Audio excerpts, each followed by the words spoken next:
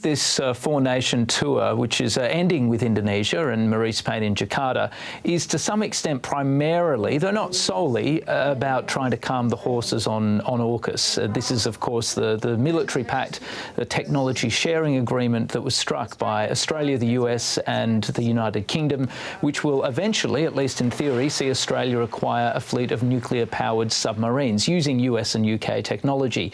Now, Malaysia and Indonesia have been quite vocal, making it very clear that they're quite uneasy about this prospect. They say that they're worried that it could actually undermine the nuclear non-proliferation treaty. They're also worried about it fueling an arms race in the region.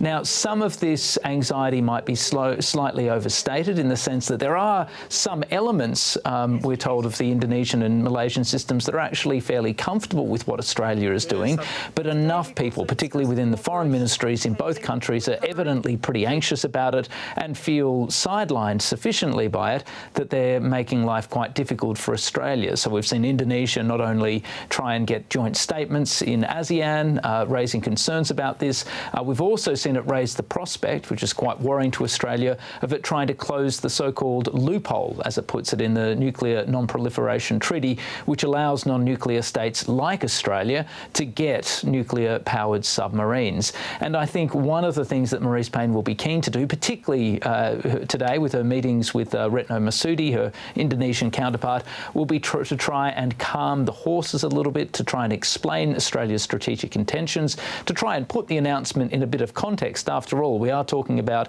a grand total of 8 nuclear submarines that are not nuclear armed, but just nuclear powered, and also to try and ruffle feathers or smooth over ruffled feathers, particularly Retno Marsudi's, who we gather was pretty irritated that she only found out about the AUKUS announcement by the media. The first news of the nuclear submarines broke just before she was due to speak to Marise Payne. So quite a bit of work to do on the AUKUS front to try and bring Indonesia on board. And no doubt too, Stephen, there'll be a bit of tension around the fact that the Australian Border Force set fire to 3 Indonesian fishing vessels late last month.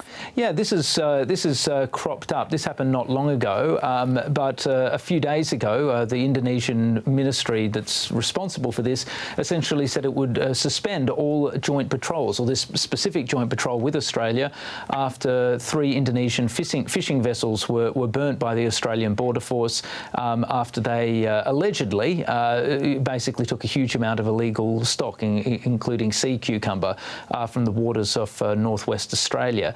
Now, it's worth pointing out this is not a hugely unusual development. Australian and Indonesian authorities have burnt many boats over the years.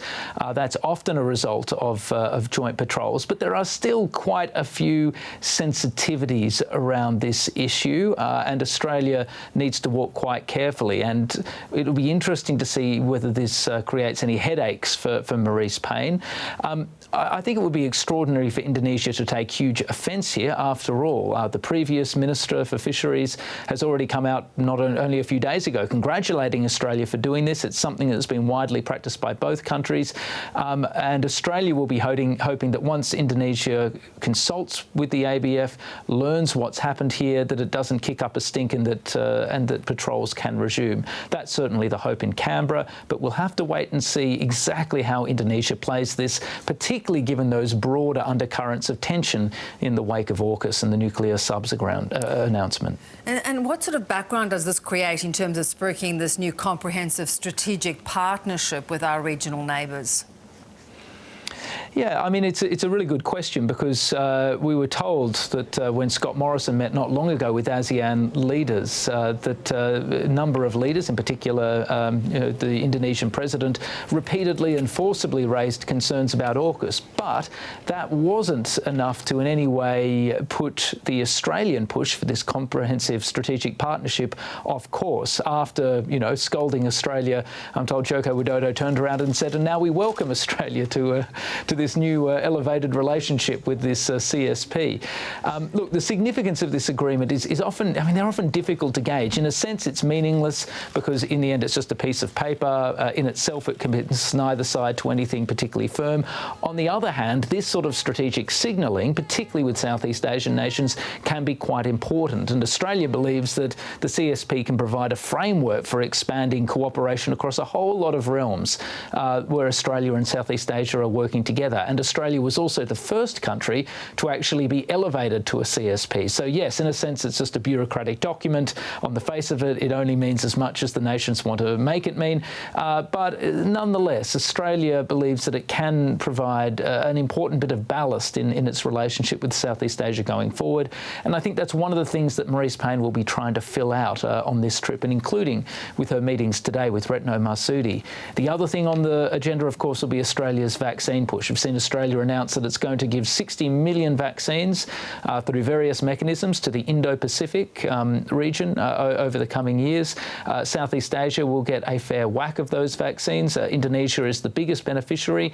Now, by itself, that's not going to be enough to fill the holes that are there, and many other countries, including China, will play a dominant role. But Australia sees this as an important signal, again, on its part, that it's willing to step up and make a contribution to getting the region vaccinated to ensure that it reaches that critical mass to stop new variants from spreading, and in the hope that all of Indonesia, like its capital Jakarta, can quickly get behind the worst of this wave. Good to talk. Thanks, Stephen. Thanks, Beverly. Appreciate it.